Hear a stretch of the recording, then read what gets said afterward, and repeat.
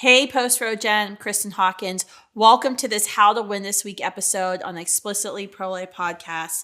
It's just me talking to you today, and we're going to talk about something you hear a lot as pro-life advocates, especially on social media. And I'm sure if you've ever been in a heated conversation about abortion, this accusation gets waged towards you and towards our movement all the time. Yeah, well, what about all those kids in the foster care system? Yeah.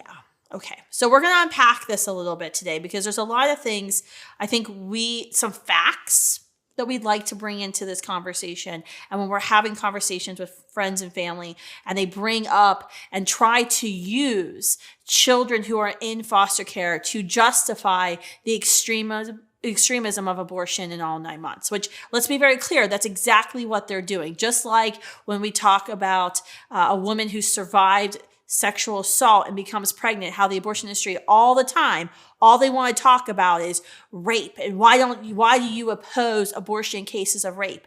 And even if you would say, fine, go ahead, kill all those babies, they still would be against you. Why? Because they're just using this terrible circumstance that's a less than 1% of all abortions to justify 100% of abortions. And that's exactly what's happening when you hear an abortion advocate talk about foster care and to justify their pro-abortion views because there's 400,000 children in foster care. Let's be very clear. Foster care is not an orphanage system. The goal of foster care is reunification with the family of origin. According to Bethany Christian Services, when children are in foster care, they typically have regular supervised visits with their parents. As parents progress towards their assigned goals, the reunification process begins with unsupervised visits, overnight visits, weekend visits. Once the children return home, parents work with a social worker to provide in-home services and additional support to help the parents and children make a smooth transition. Most of the children in foster care aren't actually even eligible for adoption. According to the Adoption Network, of the over 400,000 children in America who are currently in the foster care system, 114,556 are only those the quarter are eligible for adoption, meaning they cannot be returned to their families. Their families have relinquished control or they've lost control. And those are the children who are waiting to be adopted. Among these children, males outnumber females. African American children are disproportionately represented, and over half are over 6 years or older.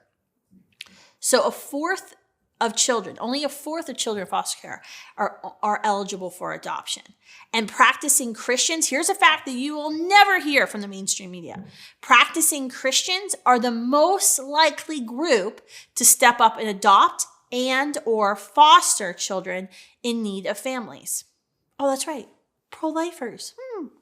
According to the Christian Alliance for Orphans, Barna research found that practicing Christians are more than twice as likely to adopt as the general population. The findings also show from their study that practicing Christians were more likely to adopt the older children, the children with special needs, and other children considered hard to place. Practicing Christians were also nearly 3 times more likely to have seriously considered foster care. When actively recruited and organized supported, these services can have a profound impact, not just on individual children, but system-wide. For example, in Arkansas, more than 40% of foster homes are recruited by a single faith-based group. So this is important.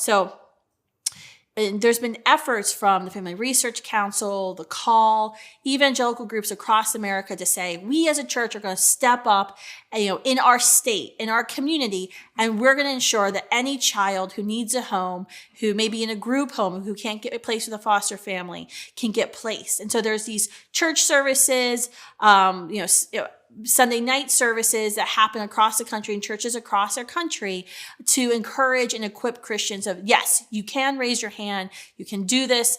Here's how we're going to help you walk through what may seem like a difficult or scary process of becoming a foster parent.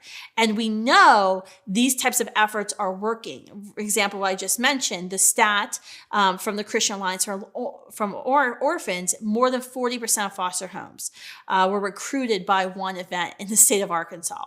That is significant, and that is because of Christians, i.e. pro-lifers. So it's our side, those who oppose the violence of abortion, who are actually consistent, who are saying, yes, of course, children inside and outside of the womb matter, and they matter equally. It's not the pro-abortion side that's doing the adoptions, making the adoption plan, becoming a foster family. Not that they can't, but we can tell through these numbers that I just cited to you that it is in fact Christians. It is pro-lifers. But I want to close, and I know this is a short episode, so I'm trying to keep it snappy, but I do want to close with one thought though. Even if Christians weren't stepping up in epic numbers to transform the foster care system and to foster and adopt children who need love, who deserve love and families. Even if Christians didn't do that, saying that a child would be better off dead, to be doomed, destined to be aborted, rather than enter the foster care system, that is a morally corrupt statement to make. Because that's what we hear all the time is somebody may suffer, therefore they should be doomed to die. And we should ask ourselves, who is that really better for? Certainly not for the child who will be torn apart limb by limb, sucked apart, induced with a heart attack. Plenty of foster children in the foster care system are reunified.